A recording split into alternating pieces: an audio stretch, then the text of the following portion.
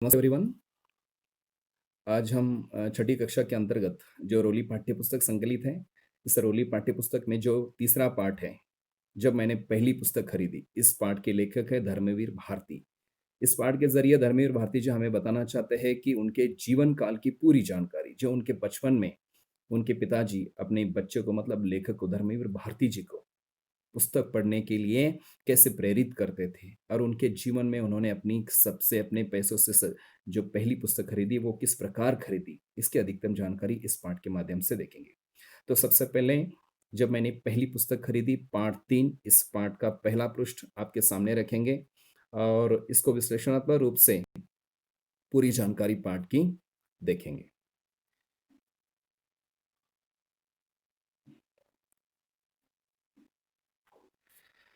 तो यह है इस पाठ का पहला पन्ना।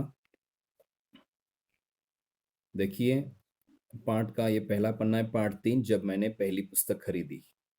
तो धर्मवीर भारती जी बताना चाहते हैं कि उनके जीवन काल में पुस्तकों का बचपन में कैसे उनको पढ़ने में रुचि निर्माण हो गई।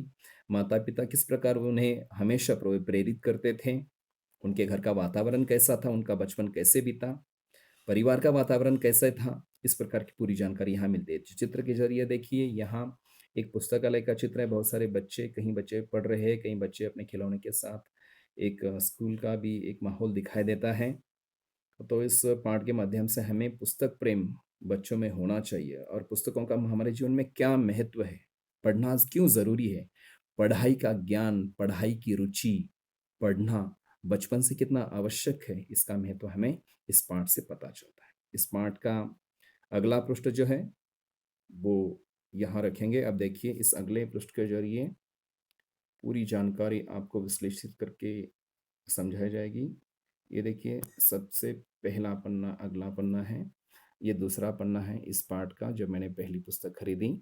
तो पोटली पाठ की के अंतर्गत देखिए कि धर्मवीर भारती की जी की इस पूरे पाठ में लेखक हमें क्या जानकारी देते हैं। पुस्तकें ज्ञान का भंडार होती है। इनसे हमें न केवल नई नई जानकारी प्राप्त होती है, बल्कि हमारे ज्ञान में वृद्धि होती है। इस पाठ में लेखक ने अपने पुस्तक प्रेम एवं जीवन में पुस्तकों के महत्व का वर्णन किया है। छात्रावस्था में पुस्तक कितने जरूरी है, पुस्तकें पढ़ना कितना आवश्यक है, इसकी जानकारी वे देते हैं और साथ ही बताते हैं कि पुस्तकें ज्ञान का भंडार होती है। सचमुच सभी प्रकार की पुस्तकों का ज्ञान ज्ञान हमें होना ही चाहिए। सभी प्रकार की सभी विषयों की पुस्तकें हमें पढ़नी चाहिए, क्योंकि पुस्तक किताबें पढ़ने से हमें सभी प्रकार का ज्ञान मिलता है। तो चलो ये देखते हैं इस पाठ की पूरी जानकारी। सबसे पहले हम पहले पन्ने की जानकारी इस वीडियो के जरिए आपके सामने रखेंगे और दूसरे वीडियो में अगले पन्ने की जानकारी आप देख सकेंगे, आप देख पाएंगे। बचपन की बात है, उस समय आर्य समाज का सुधारवादी आंदोलन जोर पर था। सुधारवादी मतलब समाज में सुधार करने हेतु, बदलाव लाने हेतु जोर पर था। मेरे पिता यानी कि धर्मवीर भारती जी के पिता आर्य समाज रानी मंडी के प्रधान थे। प्रधान मतलब मुखिया, वहाँ के प्रमुख थे। और उनकी माँ क्या करती थी देखिए, और माँ ने स्त्री शिक्षा के लिए आदर्श कन्या पाठशाला की स्थापना की थी। पिताजी की अच्छी खासी सरकारी नौकरी थी। बर्मा रोड जब बन रही थी तब बहुत कमाया था उन्होंने, लेकिन मेरे जन्म के पहले गांधी जी के आह्वान पर उन्होंने सरकारी नौकरी छोड़ दी। हम लोग आर्थिक संकटों में से गुजर रहे थे, फिर भी घर में नियमित रूप से पत्र पत्रिकाएं आती थी। उनमें थी आर्य मित्र, साप्ताहिक, वेदोदय, सरस्वती, गृहिणी और दो बाल पत्रिकाएं खास मेरे लिए यानी कि लेखक के लिए खास दो बाल पत्रिकाएं आती थी। उनमें थी बाल सखा और चमचम, जो कि बचपन में छोटे उम्र में पढ़ने जैसी, छोटी उम्र के बच्चों को पढ़ने जैसी ये किताबें थी, जो लेखक के पिताजी खास उनके अपने बच्चे के लिए यानी कि धर्मवीर भारती जी के लिए, लेखक के लिए वो लाया करते थे, मंगवाते थे। उनसे उनमें क्या होता था तो देखिए, उनमें होती थी परियों, राजकुमारों, दानवों, सुंदर राजकन्याओं की कहानियां और रेखा चित्र। मुझे पढ़ने की चाह हो गई, चाह यानी कि इच्छा, रुचि निर्माण हो गई। हर समय पढ़ता रहता। खाना खाते समय थाली के पास पत्रिकाएं रखकर पढ़ता था। आपको पता है कि बच्चों को एक प्रकार की आदत होती है, टीवी देखकर कभी बच्चे पढ़ते हैं, खाना खाते समय पढ़ते हैं। लेकिन बचपन में जब लेखक किताबें पढ़ते थे तो उनकी रुचि, उनकी चाह, उनकी इतनी इच्छा थी कि हर हाल में हमेशा सोते वक़्त, खाना खाते समय, हर कोई घर का काम करते समय उनके साथ वो किताबें हुआ करती थी, छोटी उम्र की किताबें हुआ करती थी, जो लेखक के पिताजी ने उन्हें मँगवाई थी। उनमें थी बाल सखा और चमचम। हमेशा वो किताबों के साथ उनका ताता बना रहता था, वो किताबों के साथ हमेशा रहा करते थे। न जाने बहुत सारी किताबें उन्होंने बचपन में इसके ज़रिए पढ़ी थी। अब देखिए देखते हैं आगे की जानकारी। अपना दोनों अपनी दोनों पत्रिकाओं के अलावा सरस्वती और आर्यमित्र भी पढ़ने की कोशिश करता था। ये दोनों किताबें भी अच्छी तरह से रुचि लेकर वो पढ़ा करते थे। घर में अन्य पुस्तकें भी थी, उपनिषद और उनके हिंदी अनुवाद, सत्यार्थ प्रकाश के खंडन मंडन वाले अध्याय भी पूरी तरह समझ में नहीं आते थे, पर पढ़ने में मजा आता था।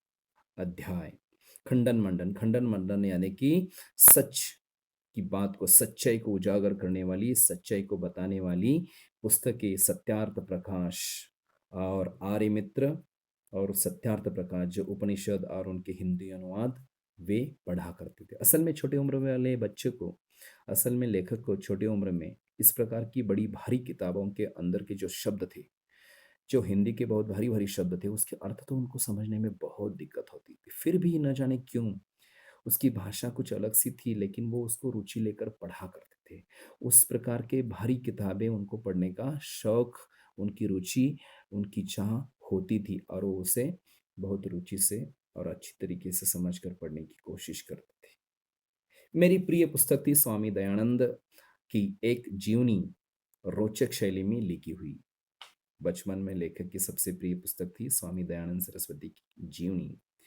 उनसे चित्रों से सूझ सजती थी, उनके चित्रों से सूझ मतलब उनमें बहुत ही सुंदर चित्र हुआ करते थे। बचपन में सचमुच हर एक बच्चे को यदि किताब में चित्र हो तो बहुत अच्छा लगता है। असल में बच्चे चित्र वाले किताब की जानकारी बहुत अच्छी तरह से रुचि लेकर, चाह लेकर वो अच्छी तरह से पढ़ा करते हैं। लेखक का स्वभाव भी बिल्कुल वैसा ही था। तो उनमें क्या था देखिए, तत्कालीन पाखंडों के विरुद्ध अदम्य साहस, अदम्य मतलब खूब, बहुत बड़ा। तत्कालीन मतलब उस समाज, उस काल के, उस जीवन के, जो समाज में जो कुछ बुरी बातें हुआ करती थी, जो समाज विरोधी बातें थी, ऐसे समाज विरोधी बातों का खंडन मंडन, बहुत ही सटीक और सच्चाई वाली बातें उस किताब में हुआ करती थी और बड़ी रोमांचित घटनाएं उनमें लिखी हुआ करती थी। इस प्रकार वो रुचि लेकर उन सारी बातों को पढ़ा करते थे। बड़े-बड़े भारी शब्द समझ में तो कुछ नहीं आते थे, लेकिन उनको पढ़ने में रुचि लगती थी क्योंकि ये सारे शब्द उनके लिए बिल्कुल नए लगते थे। चूहे का भगवान का प्रसाद खाते देखकर मन मान लेना कि प्रतिमाएं भगवान नहीं होती। घर छोड़कर भाग जाना, तमाम तीर्थों, जंगलों, गुफाओं, हिम शिखरों पर साधुओं के बीच घूमना। हिम शिखरों मतलब हिमालय में बर्फाच्छादित, बर्फ से ढकी हुई जो ऊंची-ऊंची पहाड़ की, पर्वतों की जो चोटियां होती है, उसे कहते हैं हिम शिखरों। हिम शिखर सबसे ऊपरी भाग। इस प्रकार जगह-जगह इसकी तलाश करना ही भगवान क्या है, सत्य क्या है, जो भी समाज विरोधी, मनुष्य विरोधी मूल्य है, रूढ़ियां हैं, उनका खंडन करना और अंत में अपने हत्यारे को क्षमा कर उसे सहारा देना, यह सब मेरे लिए बाल मन को बहुत ही रोमांचित करता था।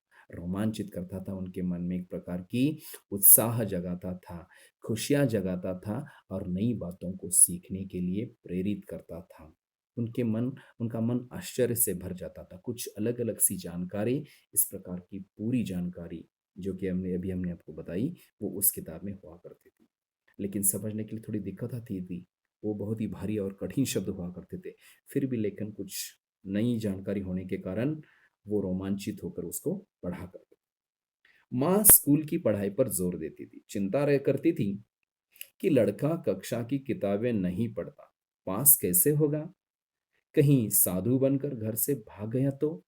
पिता कहते थे जीवन में यही पढ़ाई काम आती है, पढ़ने दो। हमेशा माता पिता, मेरे मतलब धर्मेवीर भारती जी के माता-पिता में चिंता रहती थी। पिताजी बाहर की किताबें पढ़ने के लिए प्रोत्साहित करते थे, तो कभी-कभी माँ को चिंता बनी रहती थी कि यदि मैं इस प्रकार की बाहर की किताबें पढ़ता रहा, तो मैं अपनी स्कूल की किताबें, स्कूल की पाठ्य पुस्तकें नहीं पढ़ूँगा, तो मेरा बच्चा स्कूल की किताबें न पढ़ने से कक्षा में फ़ेल हो जाएगा, वो पास कैसे हो जाएगा? इस प्रकार की चिंता में उनकी माँ हमेशा लगी रहती थी, तो पिताजी उसको समझाते थे। तो अभी हमने देखा पार्ट 3 का ये पहला पृष्ठ था। अगले पृष्ठ की जानकारी, अधिकतम जानकारी आप अगले वीडियो में देख सकते हैं।